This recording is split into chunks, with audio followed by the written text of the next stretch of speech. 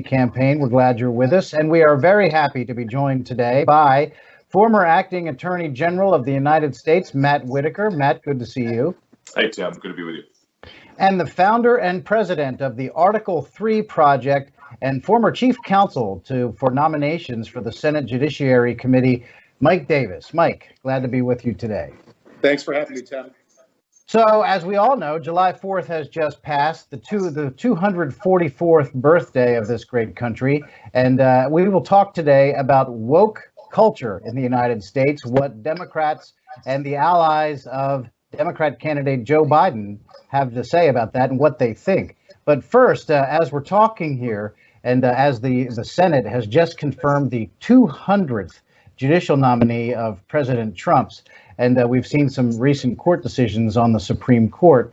We know that the constitutional principles that we all enjoy and that we cherish, and the rights that we're all born with, rights endowed by God, not provided by the government, but in fact protected by the Constitution. Some of these recent Supreme Court decisions have left some conservatives feeling a little bit disappointed. So as we talk about judicial nominations going forward and in the context of this election, there are some really very important decisions that voters are going to have to be making, because the next president is very likely to be able to appoint one and maybe two Supreme Court justices. So, Mike, let's start with you. Why is that an important issue for voters to be thinking about? Well, first, I would say that the president is doing a phenomenal job on his record-breaking transformation of the federal judiciary. President Trump campaigned in 2016 on the promise that he would appoint judges in the mold of Justice Scalia. And if you look at the 200 Article 3 judges that he's appointed, including Justice Gorsuch, Justice Kavanaugh, 53 judges to the critically important federal circuit courts, and all the other district court judges, he's delivered on his campaign promise from 2016. And I would say that if anyone is disappointed about any particular case, I think we need to step back and look at the bigger picture. Justices may disappoint us from time to time, but you have to look at their overall record. And for the last nearly 4 years that President Trump has been in office, like I said, he's transformed the federal judiciary, and these judges are doing what President Trump campaigned on, and that is they are following the law instead of making it up. And it is an impressive record. It's something that conservatives should be very proud of. And I think President Trump should run on that record. It's one of his biggest accomplishments, if not his biggest accomplishment. And so, Matt, this was a big issue in 2016, and voters paid attention, conservatives paid attention, and we think that it'll be a big issue again as we head forward to November of 2020. Your thoughts on why voters should pay attention to this?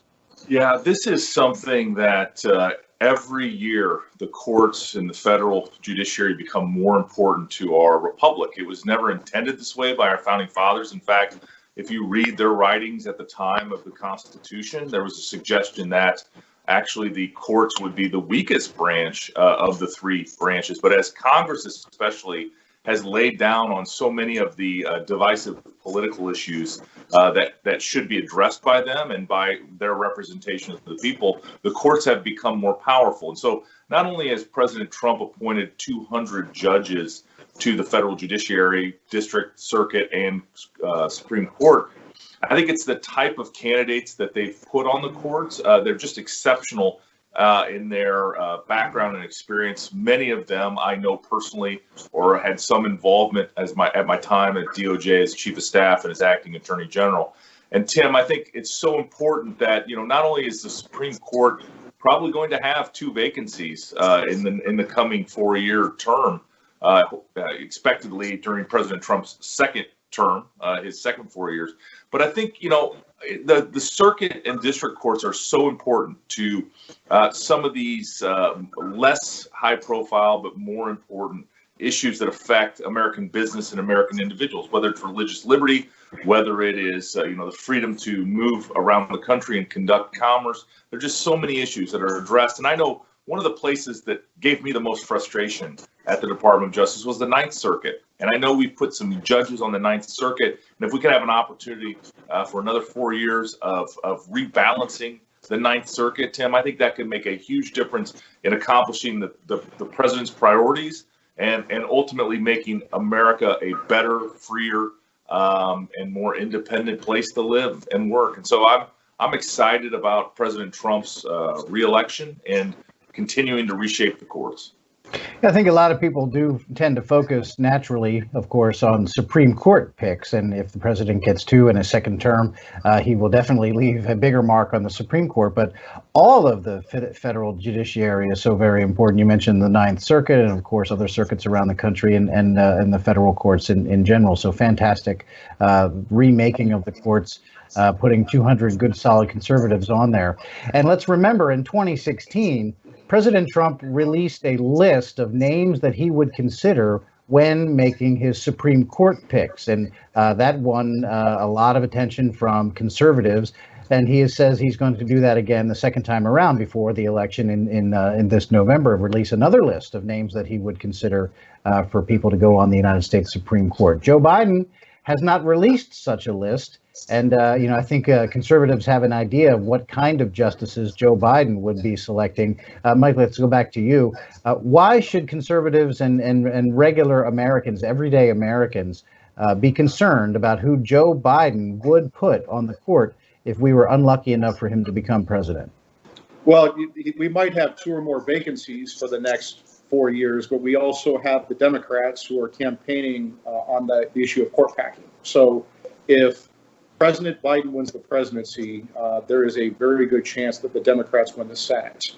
And if that happens, they will nuke the legislative filibuster. What that means is they will lower the vote threshold from 60 votes to 51 votes, and they will add seats to the Supreme Court. Joe Biden is not going to be able to control the liberal activists who will make him do this. And so you're going to see, if a President Biden wins, you're going to see packing the court, added seats to the Supreme Court, and then they're going to undo everything that the president has done to the lower courts. The president has flipped the second, third, and 11th circuits. What that means is when President Trump took office, there was a majority of Democrat-appointed judges on those circuits. Now there's a majority of Republican-appointed judges. And Matt talked about the Ninth Circuit. When President Trump took office on this 29-seat, completely out of whack circuit, there was an 11-seat advantage for Democrats, meaning there were 11 more Democrat-appointed judges than Republican-appointed judges. President Trump has got that number down to just 3. In his second term, he could do something that is unthinkable for a Republican president before President Trump, and that is flip the Ninth Circuit. So there is this election is huge. It's going to be, do we want to pack the Supreme Court with liberals, liberal judicial activists who will just make up the law to fit their political ends?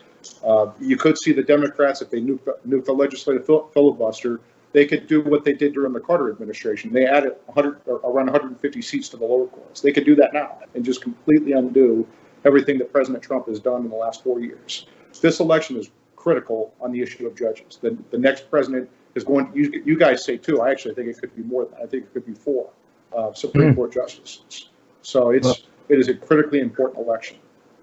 Amazing. So as many as 4 Supreme Court justices, in your view, and in addition to the court packing. In addition to putting as many seats on the Supreme Court as they decide they would like to have, right? And so we're all familiar with, anybody who pays attention, of all the notoriously bad decisions that have come out of the Ninth Circuit over the years. And so flipping that would be something that I think a lot of conservatives had been dreaming about for a long time, but never really thought possible. But in the second term, President Donald J. Trump could actually achieve that. That would be amazing. Matt, when you think about the prospect of Joe Biden working with the extremists, and we know that he can't stand up to them on this or any other issue, packing the U.S. Supreme Court, and even if they didn't expand the court, being able to pick 2, 3, or 4 justices to solidify a liberal majority over there for a generation, and just the damage that he could do on the federal judiciary in general by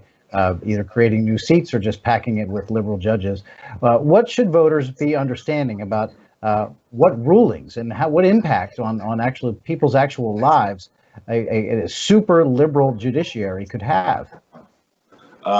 Really, it makes me shiver to think, Tim, about what we would have in this liberal utopia that they have created in Nancy Pelosi's mind. And if Mike has a lot of experience in the Senate, and as he knows, Obamacare took 60 votes to pass, and we know what a tragic regulatory disaster Obamacare has been. It did not make healthcare more available and less expensive. It's done quite the opposite. And states have uniquely had to undo many of those through state legislation in order to make it work for their own citizens. And so if we get rid of the filibuster in the Senate for all bills, I mean, not only will things like Obamacare be commonplace, but really everything in Nancy Pelosi's fever dream that she has constructed, including, Tim, and this is something that I feel passionately about. And on Independence Day, I took a moment just to really appreciate and thank law enforcement for the job they do. They have been completely attacked unfairly for the horrendous acts of a few officers. And I just want to say that, if law enforcement and their qualified immunity, that doctrine could be out the window in a Nancy Pelosi led world with Joe Biden riding shotgun and signing every bill that they can pass and supported by the courts. I mean, if we lose the republic that we have counted on for so long, you will see American businesses start to fail. You will see entrepreneurs unwilling to take risk. You will see a world where kind of the things that we take for granted, our ability to go out in public and do the kind of things that we enjoy, those rights will be constantly infringed by the left and their wokeness, so that we don't offend somebody. I could see a world, and I mean, again, this is wildly speculating, but I could see a world where things like flying an American flag could be viewed as an offensive act. And I think that world is not a world I want to live in. I want to proudly be an American. I want to be a patriot. I want to do my part in society, like we all should, to participate in civics and to make this a more perfect union. But, it really starts with supporting the men and women in law enforcement and the hard work that they have to do when they run to the sound of guns, quite frankly, in our streets and in our cities. And we know that law and order and a country that is just, that is fair, but at the same time protects its citizens is what we want and what Donald Trump will deliver when he's reelected. Yeah, and that's exactly right. And what we have seen across the country with the civil unrest and the pulling down of statues, and never mind the rioting and looting and burning of American cities, and in some cases in minority communities and Black-owned businesses being burned to the ground in a matter of hours after it took entire lifetimes to build these businesses, and just the lawlessness and what we see. And I'm afraid that Joe Biden cannot stand up to the rabid left wing of his party and the extremists who are insisting on defunding the police. We learned from AOC just the other day that she says, hey, when we say defund the police, we mean defund the police. We're not trying to be subtle here. And so these are the people who are aligned with Joe Biden and are his allies as he tries to become president of the United States. And so you mentioned the 4th of July, which just passed. We three here are very proud Americans, proudly display and cherish the American flag. And we also revere the holiday of July 4th, which, of course, commemorates our Declaration of Independence from England in 1776. But that kind of sentiment does not appear to be shared by Joe Biden's party. Let's take a look at a tweet from the official account of the Democratic National Committee. And this is a reference to President Trump's celebration of America on July 3rd, on Friday, at Mount Rushmore, referring to the event that he held at Mount Rushmore commemorating the 4th of July as holding a rally glorifying white supremacy. Now, they deleted that tweet, of course, but this is where Joe Biden's party is right now, and he hasn't said a word about that tweet or the sentiments that it conveyed. So, Mike, let's go back to you. What in the world does it say about the Democratic Party and Joe Biden that they would, one, tweet this, and that, number two, Joe Biden wouldn't say anything about it, to say that holding a July 4th celebration at Mount Rushmore glorifies white supremacy? what kind of world do they live in? It's a crazy world, and this is the world we will all live in if President Biden, or if we have a President Biden and a Democrat Senate and a Democrat House. They will. We will not be able to stop them from pushing through every policy agenda, left-wing crazy policy agenda that they want to push through. DC statehood, defunding federal grants to law enforcement. I mean, it just never ends. Packing the Supreme Court, packing the lower courts. It would be disastrous for our country. Our country has been through a lot this year with the coronavirus and then these riots. And we can't keep doing this. We need a president. We need President Trump in that office because he's the one who's not going to bow to these woke mobs. He's going to stand up for law enforcement, stand up for everyday Americans, stand up for law and order. And I just can't imagine what our country would be like if President Trump is not here in January. Yeah, let's be clear here. This isn't some random person on Twitter who said this, or some fringe extremist group with a Twitter handle saying this. This is the Democratic Party, the DNC, the people who are nominating Joe Biden to be their candidate for president. And Matt, when you see that, when you say that a July 4th celebration at Mount Rushmore is to glorify white supremacy, and Joe Biden stands there so weak, what comes to mind for you? Well, Joe Biden is weak and can't stand up to the base of his party. I mean, we are, the Democrats' base right now appears to be woke snowflakes who are so offended by the history of America that they want to erase it. And, we don't have to look very far to look at other countries where leaders and parties tried to erase their history, and it is not good. We can accept that America was not perfect at its founding. America was not perfect before the Civil War, and you know what? Quite frankly, we continue to try to perfect this system of a constitutional republic, and everyone has a role. But when the DNC tweets out something like this, it is so beyond the pale of what is really going on. President Trump is celebrating what's good and right about America, what's good and right about our history. And, I look at Mount Rushmore, and I've been there several times. It's in the Midwest where I'm from, and where Mike's from, in fact, too. And, I see someone like Abraham Lincoln, who is an absolutely, sort of probably, if not the greatest president ever, one of the greatest presidents ever. And Abraham Lincoln obviously was like every human being, was not perfect, but he brought about the abolition of slavery. He won the Civil War, and he restored the Union. And, that moment in American history is so important. And he being on Mount Rushmore is so symbolic of American greatness. And this is one of the things that really, the contrast in this election couldn't be starker. Joe Biden doesn't want America to be great.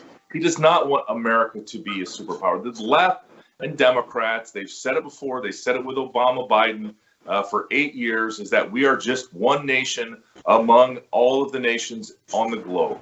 That is not true. America is a beacon of freedom. It is a beacon of opportunity. It is the greatest idea ever conceived. And this is not, we sit here in the United States, we celebrate the 4th of July. I'm not sure a lot of Americans fully appreciate how unique our experience is throughout the course of human history and throughout the course of the existence of human beings on the planet Earth. This is such a unique experience to have individual liberty, individual freedoms, to have a representative republic where we elect people to do our business, and the power comes from the people and not vice versa. Remember that the states created the federal government. The federal government didn't create the states, and that is the relationship. So much of this history is ignored. We spend so much time studying other things in our schools, especially when it comes to Western civilization and American history, that I don't think people fully understand the greatness of the concept of the United States of America. I know Donald Trump does. I've specifically talked to him about this when I was in the cabinet, and I know that when he's reelected, that some of this these insane ideas like defunding the police, among so many others, will go in the trash bin of American history as failed ideas of the left. Yeah, I think you made a lot of great points in what you just said, but I think a key one that more people really need to either first learn about or remember is that the states created the federal government, not the other way around. And I think that gets lost on a lot of people. And I think that's exactly why so many people have been drawn to President Trump, because, you know, he recognized what a behemoth the federal government has become and how it interferes with so many people's individual lives. So let's talk about yet another item that a lot of Democrats seem to feel represents white supremacy, and that is, of course, the American flag. And so let's go back in time for just 1 year and remember that last year at just exactly this time, Nike had some sneakers out that had Betsy Ross's flag on it, you know, the famous first version of the American flag with the 13 stars arranged in a circle there. And as you may recall, some high-profile Democrats didn't like that one either. Let's take a look. Before I let you go, I want to talk about, we're all getting ready for 4th of July celebrations. You might have seen in the news that Nike sort of backtracked on a decision that they made. They released some sneakers that had the flag on the very back with the 13 stars, right? That's right, the Betsy Ross flag. And then they became concerned. They got some complaints from Colin Kaepernick, who said, hey, that's being associated with some unsavory characters, perhaps, you know, the white supremacists and so on and so forth. And they reversed course. I want to get your take on that, because we're living in a time where there's a different type of sensitivity and sensibility about race. Yeah, well, you know, and I was glad to see that. And my hope is that they didn't just do it to do it, that they understand the significance there.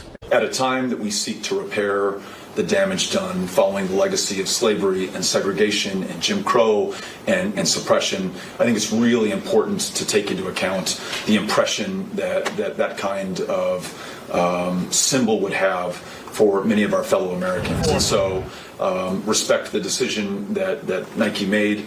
Well, there's Julian Castro and Beto O'Rourke, two men who ran for the Democratic nomination for president this year, dropped out and were not successful, thankfully, and now are endorsing Joe Biden, helping him raise money and campaigning with him and all of that. So what does it say, again, about the Democrat Party and Joe Biden, that, again, none of them as a group will stand up against these moronic ideas that somehow the American flag is offensive? Mike, start with you again. I mean, it shows that many of these Democrats hate America as we know it. They want to change America as we know it. They want to transform this country into their, you know, socialist dream and throw due process out the door, throw our traditions out the door, throw our Constitution out the door. You know, we just elected an African-American president twice, and this country has come a long way on race relations. Are we perfect? No, but who's better? You know, it seems to me that with President Trump, he wants to put America first. With Democrats, they want to blame America first on everything. And it's, again, I say to the Democrats, what country's better? What country's better than America? That's an excellent question. I think they would be a long time in answering that if they actually gave it some thought truthfully. Matt, you made a point just a couple of minutes ago about how, you know, with these runaway, if the Democrats had their way and the courts were running away with these crazy liberal ideas, that you could envision a future where you wouldn't be allowed to fly the American flag. We'd see the protests against the Betsy Ross flag on Nike sneakers. That idea is not too far-fetched. If Joe Biden gets in there, you know, judges can make those rulings. People are afraid to, you know, stand up to somebody who's coming for their sneakers. Why would they not come for their flag too? There's no doubt. And if you think about the shoes as an example of my point, which is that, you know, that was deemed to be offensive. The American flag, our first flag, that was deemed to be offensive. I think of two flags that predated our American flag that just remind me of what our founding fathers believed. And that the first is the famous evergreen tree that says appeal to heaven. And, you know, I think about that because we're going to need God's help in continuing this experiment that is the United States of America. And then I think of the Gadsden flag and, you know, how versions of it say unite or die. And I think to some extent, that's where we're at as a country. We need to unite under our shared values, under our shared beliefs in everyone has to make this a better country, and we all need to work together. And that I think that's the core principle, Tim, of American greatness, as Donald Trump has explained it, and as I understand it. And that is that, you know, we have institutions that, quite frankly, are corrupt. Whether it's our higher education system that has been indoctrinating, the next generations, and in their liberal ideology that is offended by Betsy Ross's flag, or whether it's, quite frankly, the deep state and the federal government. And I think this is where this president, if given another 4 years, has a tremendous opportunity to restore America to the shining city on the hill, that ideal that Ronald Reagan talked about. And obviously, I'm doing everything I can, and I want to make sure that everyone that's watching this does everything they can. Let's all get outside of our comfort zones, because we need to do more than we've ever done to win this election in 2020, because the left is angry. And you see it in the mobs in our streets. The left is angry. They're angry at America. They're angry at the idea of what we stand for as a country. And I think, that the time for choosing has never been clearer. The distinction has never been clearer. And Donald Trump is the person that can lead us to the next level and into the next, decade. Certainly he is. And as is the case with most things, you don't have to spend too much time wondering what Donald Trump's opinion is when it comes to the American flag. Let's hear from our great president. This wonderful flag will be preserved forever and ever in American history, as it should be. It will always be a reminder of the supreme sacrifice of our warriors. We believe that children should be taught to love our country, honor our history, and always respect our great American flag.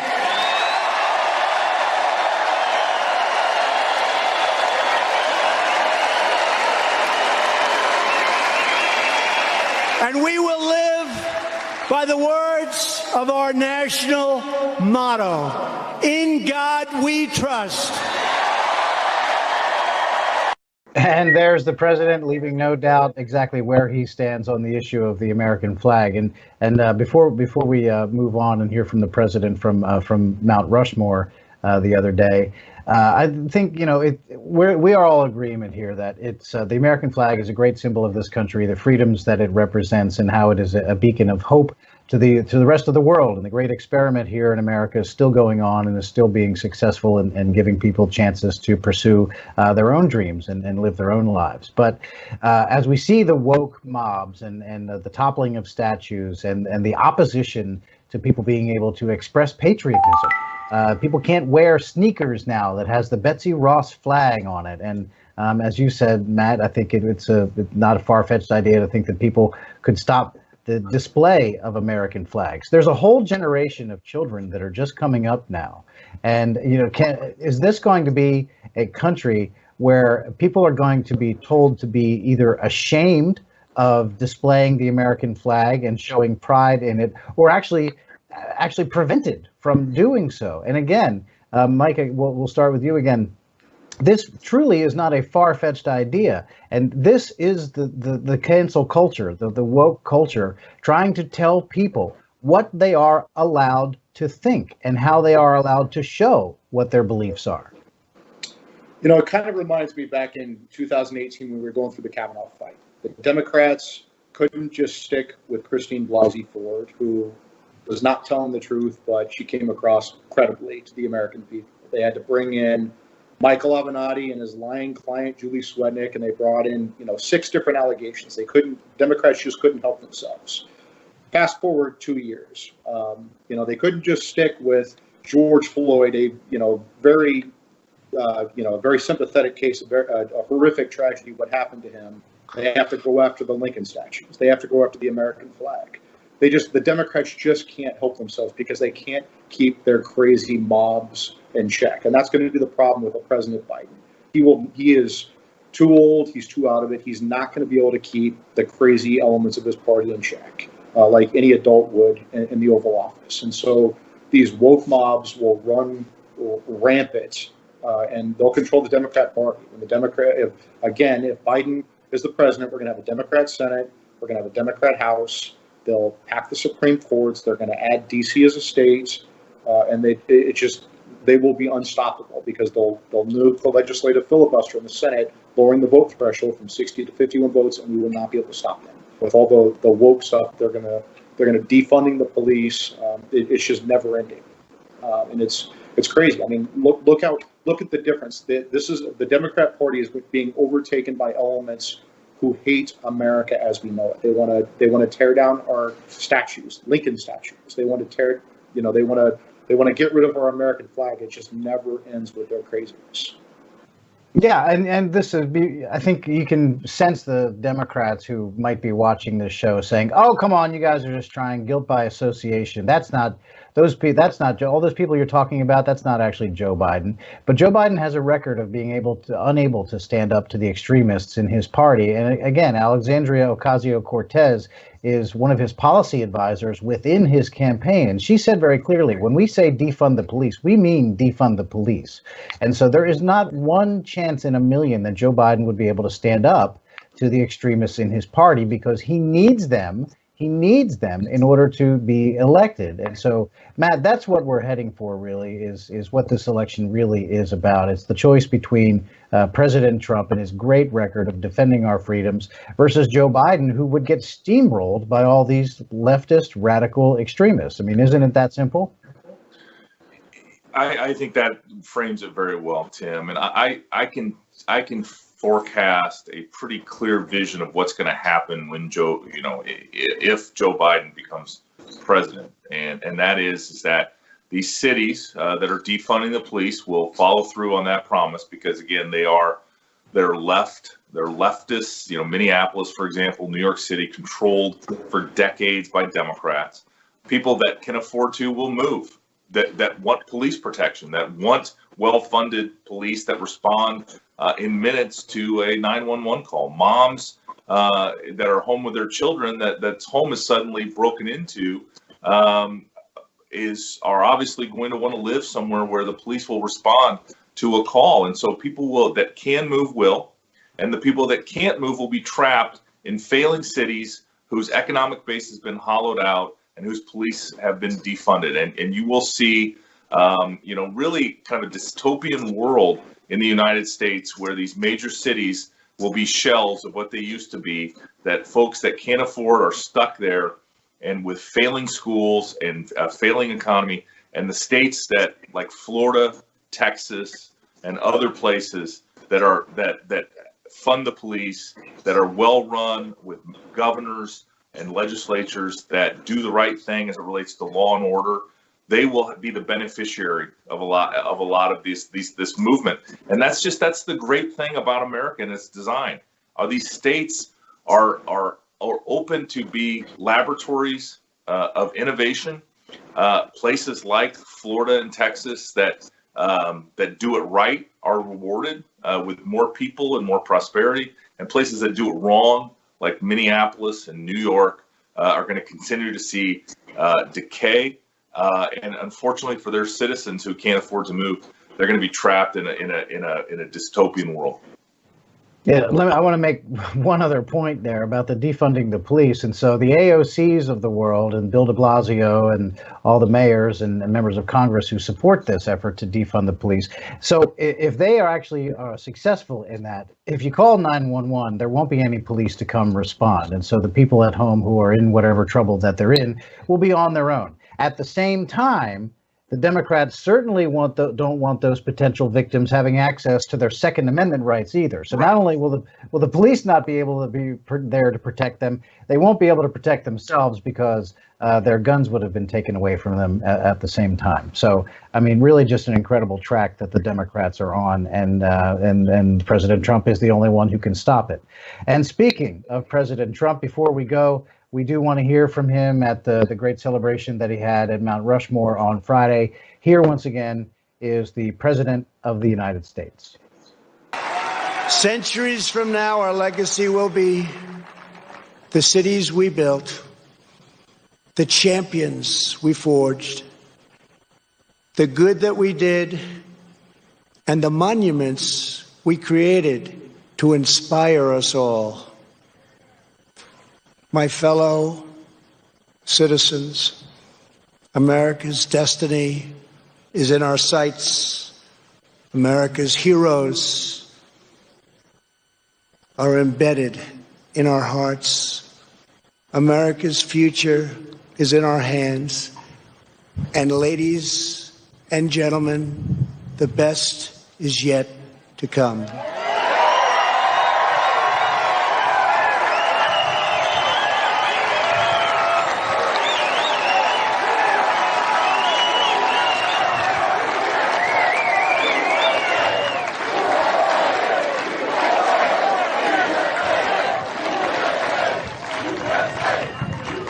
This has been a great honor for the First Lady and myself to be with you.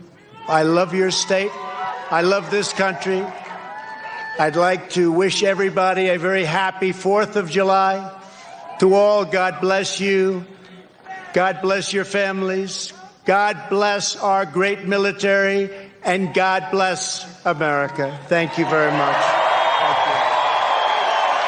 And there is the great president of the United States, a patriot first and foremost. He loves this country, and every single decision he makes is with what's good for America first in his mind. Final thoughts. Let's start with you, Mike. What's at stake here in November? Well, I think what we see with President Trump is his leadership. Just like any other human being, we're humans. We're not perfect. But this is a man who cares deeply about his country. He doesn't need the fame. He doesn't need the fortune. He has a better airplane. He has a better helicopter. He has a better house. He doesn't need this job. And he's doing this because he loves this country. And we see that. We just saw that in that speech. And we see that every day he's fighting for everyday Americans. And he's fighting against these woke mobs who want to destroy America as we know it. They want to defund the police. They want to pack the courts. The courts are a last line of defense against these woke mobs that are coming for us. And President Trump is going to be in there fighting for everyday Americans every day. And that with the President Biden, he's old, and as is pretty obvious by watching him. Anytime he's on TV, he's not all there, and he's going to be controlled by these woke mobs, these left-wing radicals. And he'll be their puppet. President Trump's going to stand up for us, and President Biden is going to be bowing to mobs. And that's what is at stake in this election. Final thoughts, Matt. Yeah, I think, as I mentioned before, this election it presents a clear choice and a clear, really, opportunity to head in the right direction. A country of patriots, a country of small business owners, first responders, a country that values law enforcement, frontline workers. That it is so clear to me what President Trump offers and the vision he is offering, and quite frankly, the vision that Republicans offer. And at the same time, the vision the left offers is right in front of us. It is statues indiscriminately, whether it's George Washington, whether it's Ulysses S. Grant, whether it's Abraham Lincoln, whether it's Mount Rushmore, those being pulled down, history being washed of really kind of the what makes it history, how we learn from history. The famous saying that those that don't appreciate history are doomed to repeat it is very clear to me. And the left, with their mobs and their burning and looting and everything, that's Joe Biden's America. That's what he offers, and that's what he will bring. And so we should expect that if we don't do everything we can do, and more than we've probably ever done for an election to get Donald Trump elected to a second term, that it's a very stark world, and our country will never be the same. Joe Biden wants to fundamentally change America for the worse. Donald Trump has been working every day to restore American greatness and maintain American greatness. And one comment on this economy, Tim. We saw with this jobs report in June, 5 million jobs, 4.8 million jobs created. This president did it once with the greatest economy our country has ever seen. He will do it again when he's reelected.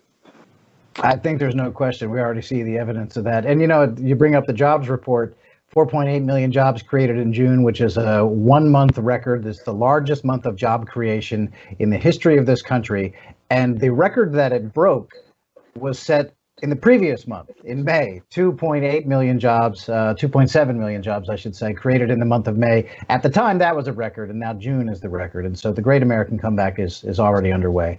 And one last thought about Mount Rushmore. It occurs to me that the only thing that is saving Mount Rushmore itself from the woke mobs is the fact that it's a mountain, and they can't get up there and just knock it down. So I guess we're all fortunate in that it is as large as it is. So that's all the time we have today. I want to thank our viewers for being with us, and also our two fantastic guests, the former acting Attorney General of the United States, Matt Whitaker. Great to be with you again, Matt. Thank you. Thank you. Appreciate it, Tim. And the founder and president of the Article 3 Project and former chief counsel for nominations of the Senate Judiciary Committee, Mike Davis. Mike, thank you very much. Thanks for having me, Tom. And we want to thank all of our viewers and invite them to come back next week for another edition of War Room Weekly here on Team Trump Online. And before you go, I want to remind you also to please download the official Trump 2020 app to your smartphone. It allows you to get the straight news right from the campaign, right from the president. You can get involved, you can donate money, you can volunteer, and you can even make phone calls to other voters from the comfort of your own couch. So download the app. You earn points for doing all those things, and you can trade those points in for great prizes up to and including a picture of yourself with President Trump. So download the app today. It's available in all of the app stores, and join all your friends and get them to download it too. So we would appreciate that. Thank you very much for watching. Until next week, I'm Tim Murtaugh with the Trump Campaign. We choose truth over facts. A composite that our sketch artist put together after interviewing Biden event attendees is unveiled.